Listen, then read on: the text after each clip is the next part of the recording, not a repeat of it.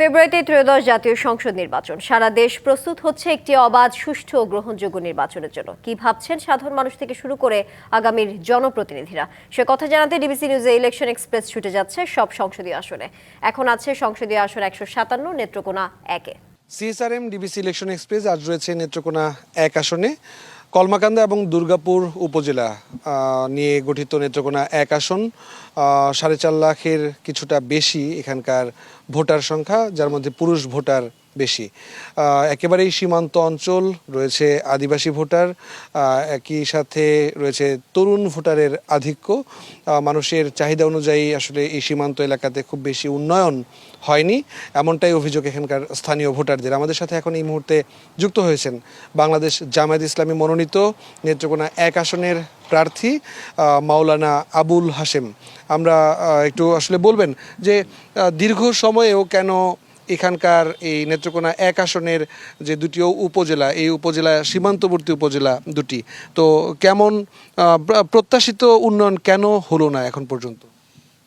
জি, বিসমিল্লাহির রহমানির রহিম। আসলে বিগত দিনে যারা ছিলেন তারা দুর্নীতির মধ্যে তারা জড়িয়ে পড়েছিল, যার কারণে এই কলমাকান্দা দুর্গাপুরে রাস্তাঘাট, উন্নয়ন, শিক্ষা, এখানকার চিকিৎসা, এইসব বিষয়গুলোর যে জনগণের যে প্রত্যাশা, সেই প্রত্যাশা পূরণ হয়নি।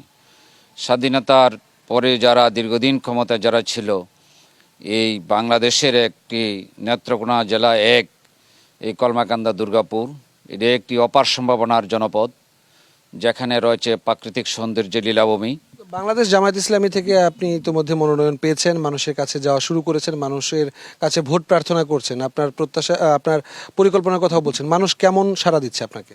জি, আলহামদুলিল্লাহ, মানুষের যথেষ্ট সাড়া আছে, কারণ মানুষ নতুন চায় এবং বিগত দিনে যারা ছিল তারা দুর্নীতিমুক্ত এই সমাজ গঠন করতে পারেনি।